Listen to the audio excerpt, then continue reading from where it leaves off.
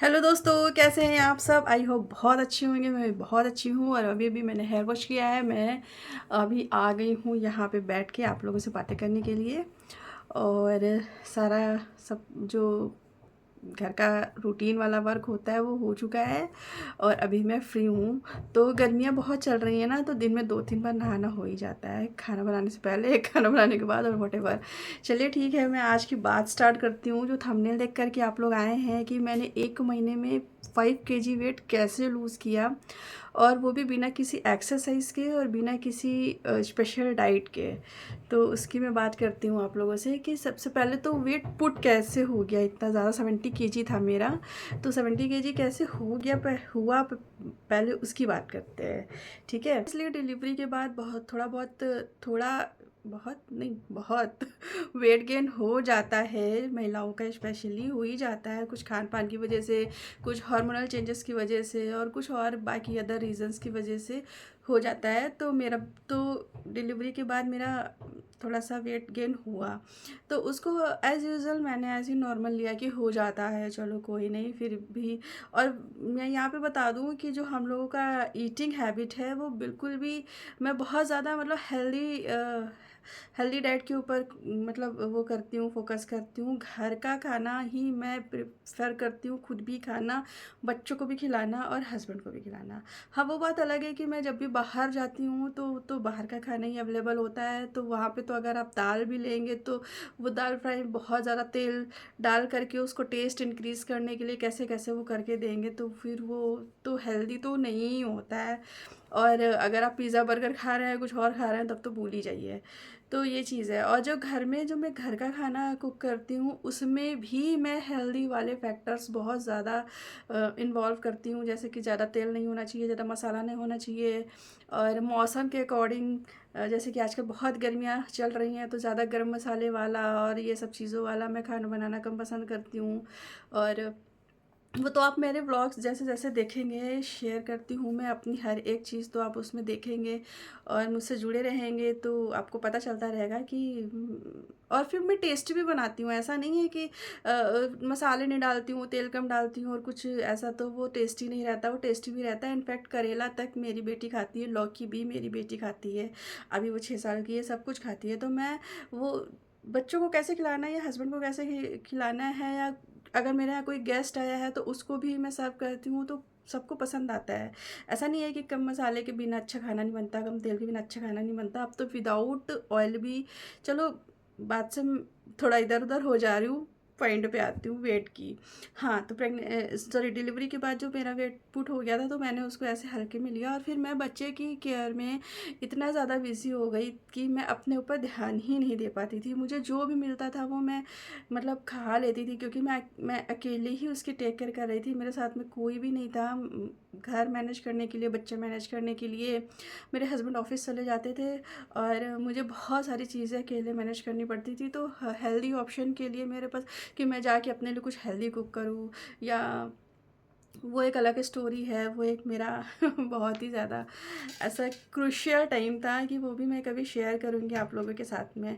कभी कभी ऐसा होता था, मतलब पैसे की कोई कमी नहीं थी और किसी भी रिसोर्सेज की कोई कमी नहीं थी, लेकिन कभी कभी ऐसा होता था कि मेरे पास खाने को कुछ भी नहीं होता था, तो मैं जल्दी से जा कर के सिर्फ दूध बॉयल करके वो मैं जल्दी से पी लेती थी। तब मुझे दूध आता था तो मेरी बेटी पीती थी। तो खैर वो एक अलग स्टोरी है, कि सब कुछ होते हुए भी जब कुछ नहीं होता है। और इसमें हम किसी को दोष भी नहीं दे सकते हैं। अब हस्बैंड को तो ऑफिस जाना ही पड़ेगा, वो छुट्टी लेके तो हमारी केयर नहीं कर, कितने दिन कर लेंगे। फिर मैं देखिए टॉपिक से भटक गई, फिर आती हूँ मैं अपने मेन टॉपिक पे, कि कैसे मैंने 5 केजी वेट लूज़ किया। तो जब वेट पुट ऑन होने के बाद में मैं धीरे धीरे, हाँ, मैं अपनी बेटी की केयर में बिज़ी हो गई और मैं अपने ऊपर ध्यान नहीं दे पाती थी। और ऐसा मोस्टली मोस्टली नहीं, सभी महिलाओं के साथ में होता है कि डिलीवरी के बाद वो बच्चे की केयर में इतना बिज़ी हो जाती है कि अपनी केयर नहीं कर पाती है, चाहे हेल्थ वाइज हो या कैसे भी हो। तो फिर उसके बाद में मेरा वेट पुट होता ही जा रहा था धीरे धीरे, और उसके बाद ऐसा कुछ स्ट्रेस वाली सिचुएशन से भी मैं गुजर रही थी, जिसकी वजह से स्ट्रेस में भी जो होता है ना इंसान की, कभी कभी डिप्रेशन में या स्ट्रेस में भी वो फूड के ऊपर निकालता है, ऐसा होता है, तो इसको इमोशनल ईटिंग कहते हैं। तो वो भी मैंने खाना शुरू कर दिया। मैंने खाने में पहले मैं इतना नहीं थी यार, कि जब मेरी शादी नहीं हुई थी ना, तो पता है मेरा खाना अच्छी अच्छी चीज़ें जो मुझे पसंद थी वो तक की रखी रह जाती थी मेरे स्टडी टेबल पे, और मुझे कभी टाइम नहीं मिलता था खाने का। मेरे ना मुझे इतना इंटरेस्ट रहता था, मेरी मम्मी गुस्सा होती रहती थी कि तुम्हारे लिए कुछ भी रख दो, तुम्हें खाना नहीं है वो। लेकिन बाद में मैंने इतना ज़्यादा खाना शुरू कर दिया कि जो भी मुझे मिल रहा है हेल्दी एंड हेल्दी सारा मैं खाती थी, अपना स्ट्रेस आउट करने के लिए या जैसे भी करके। तो धीरे धीरे करके मेरा वेट बहुत होने लगा और हो गया था 70 प्लस ही होगा वो। तो अभी की अगर आप मेरी कुछ वीडियोस देखेंगे तो शायद उसमें आपको दिखेगा बहुत वेट था मेरा। तो फिर ये लगातार चल ही रहा था और मैं उससे फाइट नहीं कर पा रही थी, निकल नहीं पा रही थी। अभी जब मैंने यहाँ पे नए घर में शिफ्ट किया और उसके बाद जब चीज़ें धीरे धीरे धीरे धीरे ठीक हुई, तो मतलब मैं ये तो समझ ही रही थी कि मुझे मुझे मेरी अटेंशन की ज़रूरत है, किसी और की नहीं, मेरे हस्बैंड की नहीं, मेरे फैमिली मेम्बर्स की नहीं, मुझे किसी की और ज़रूरत नहीं है, मुझे मेरी ही अटेंशन की ज़रूरत है, जो कि मैं अपने को नहीं दे पा रही थी। तो ये एक बहुत ही ज़्यादा दुर्भाग्य है भारत में, या ये क्या ही कहें हम, कि हमें अपने खुद के ऊपर ही ध्यान देने का टाइम नहीं मिलता है कभी, जिसकी वजह से हम कभी कभी अपने रिलेशंस खो देते हैं, कभी कभी अपनी हेल्थ खो देते हैं, मेंटली हेल्थ खो देते हैं। बहुत सारी चीज़ों से हम लोग को फेस करना पड़ता है, क्योंकि हम अब खुद को ही ध्यान नहीं दे पाते। सबका ध्यान रखने के बाद में हम खुद को ही खो देते हैं कि हम भी कुछ इंसान हैं। जब मेरा फिर उसके बाद में ऐसा होता था कि मुझे बहुत वीकनेस फील होने लगी अचानक से, इतनी ज़्यादा वीकनेस फील होने लगी कि मैं घर के काम नहीं कर पा रही थी, खाना बनाने में मुझे प्रॉब्लम हो रही, मैं थक रही हूँ। तो मुझे समझ नहीं आ रहा था कि क्या हो रहा है।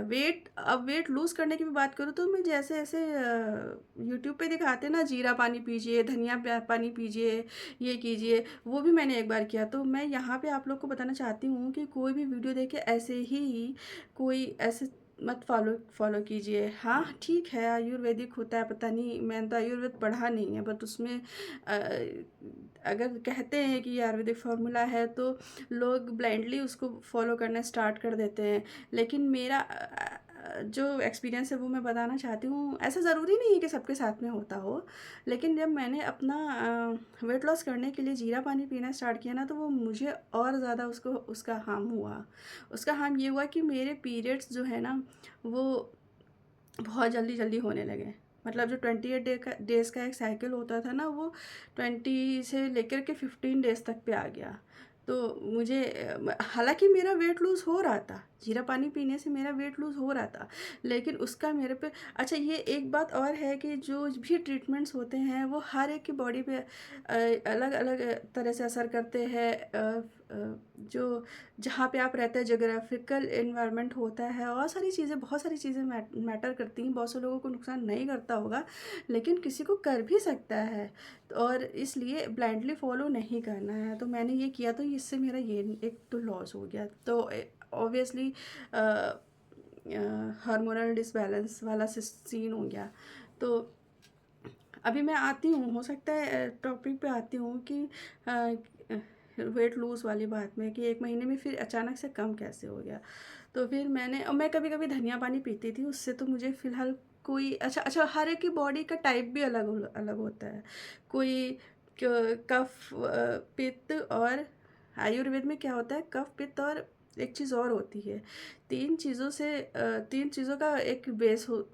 मैं आयुर्वेद वाली लैंग्वेज में तो नहीं बता पाऊँगी, बट लेकिन आप समझ पा रहे होंगे कि हर एक की बॉडी का टाइप अलग अलग होता है, जिसके हिसाब से उसको दवा दी जाती है, या कोई भी ट्रीटमेंट किया जाता है, या योगा करना है तो, एक्सरसाइज करना है तो, खाना खाना है तो। किसी को कोई चीज़ नुकसान करती है, किसी को वही चीज़ फ़ायदा करती है, किसी को वही एक्सरसाइज फ़ायदा करती है, किसी को वही एक्सरसाइज नुकसान करती है, क्योंकि वो हर एक का बॉडी टाइप अलग होता है।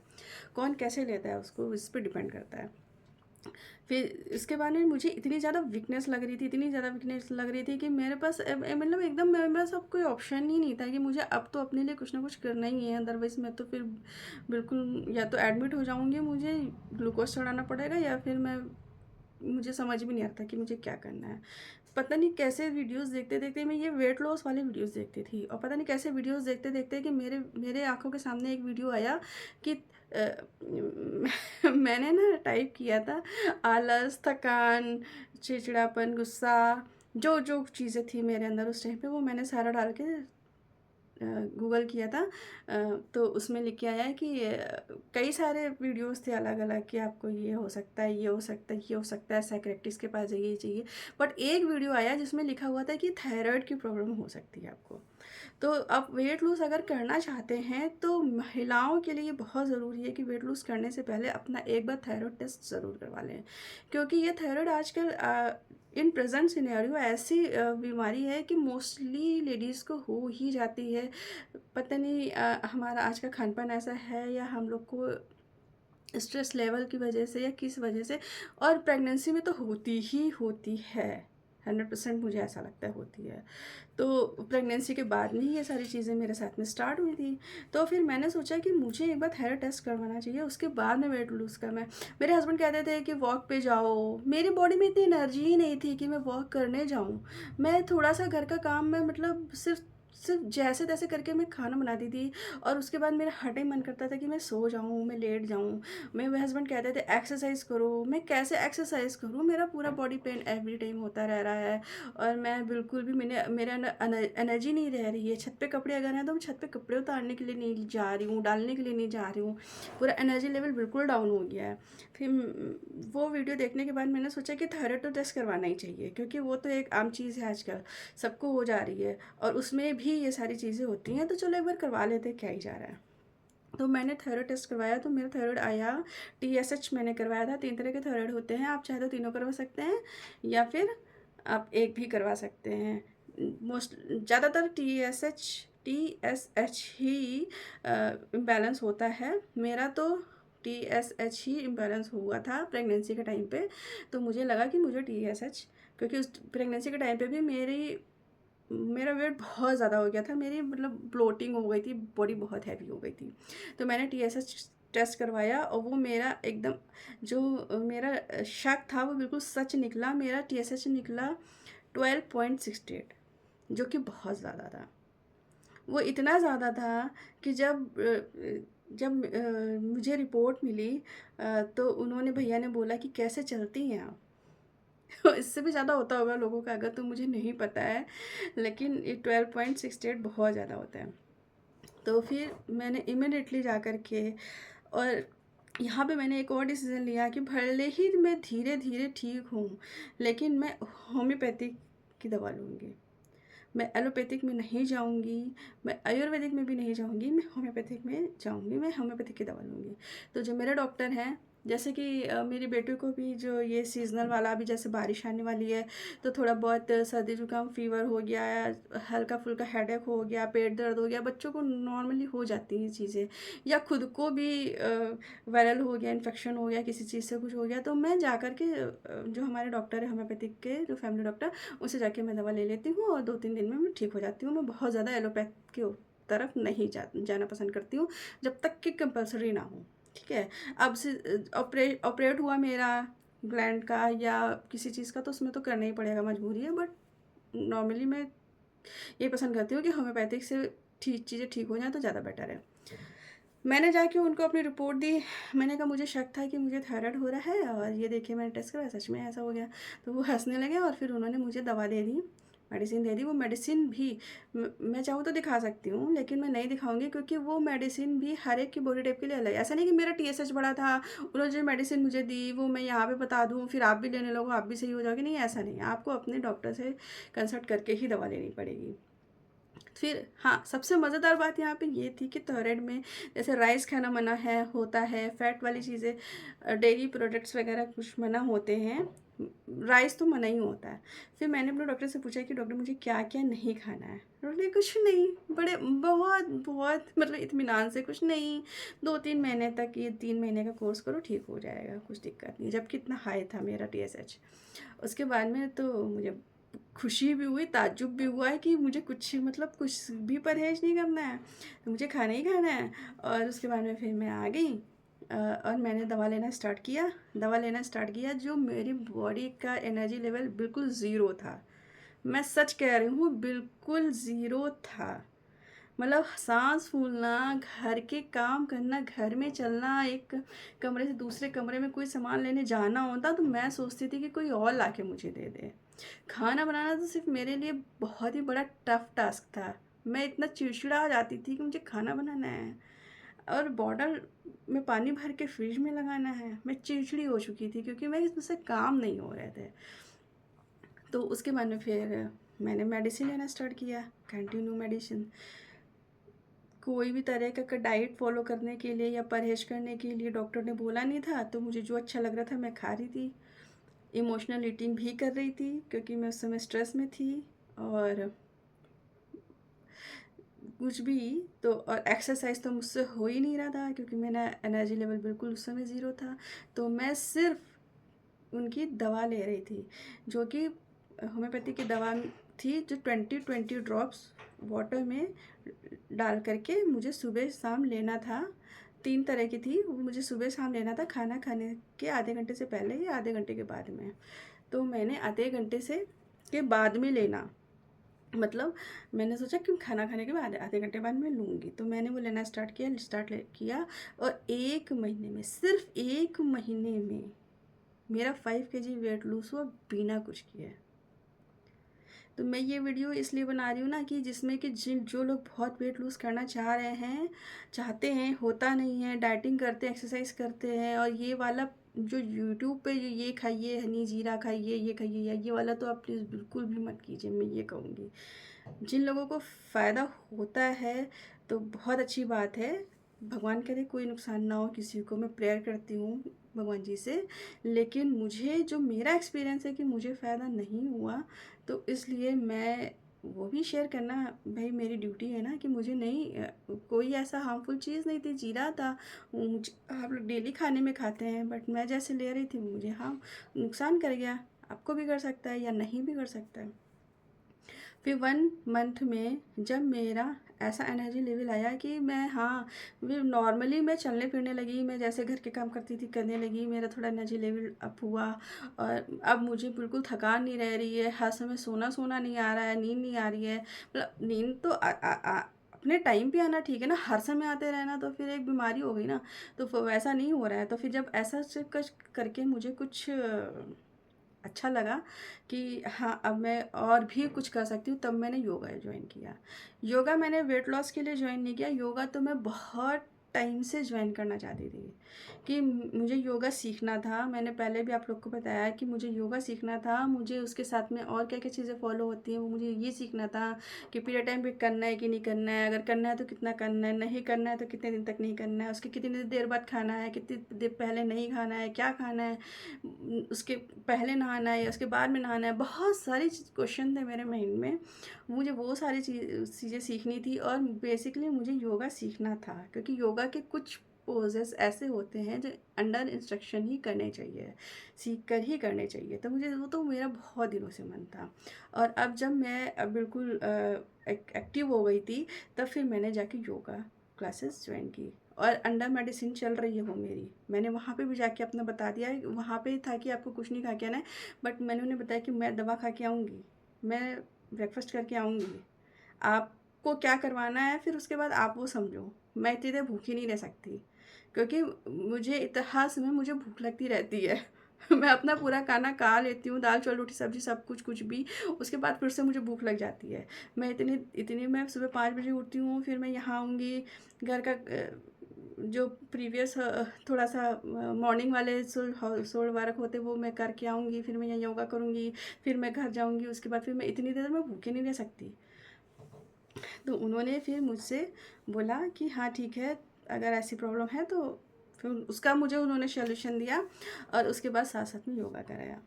ठीक है, फिर वहाँ पे मैंने मेरा 70 केजी वेट था। फिर मैंने जब एडमिशन लिया था तो मेरा 65 केजी वेट था। अब मेरा इस टाइम पे अभी 63 केजी है और कंटिन्यू अभी मेडिसिन मेरी चल रही है, प्लस योगा तो मैं कर ही रही हूँ। और मुझे लगते हैं कि अभी अभी 1.5 महीना हुआ है, सिर्फ 1.5 महीना हुआ है। और 1.5 महीने में मैंने 7, थंबनेल में तो मैंने 5 केजी लगाया है, बट 1.5 महीने में मैंने 7 केजी वेट लूज़ किया है। तो अब सोचिए कि जो लोग परेशान रहते हैं, मेरा वेट लूज़ होता ही नहीं, नींबू पानी ले रहे हैं, सुबह गर्म पानी के साथ हनी वाटर ले रहे, ये ले रहे, वो ले रहे, वो ले रहे, रीज़न तो कुछ और होता है।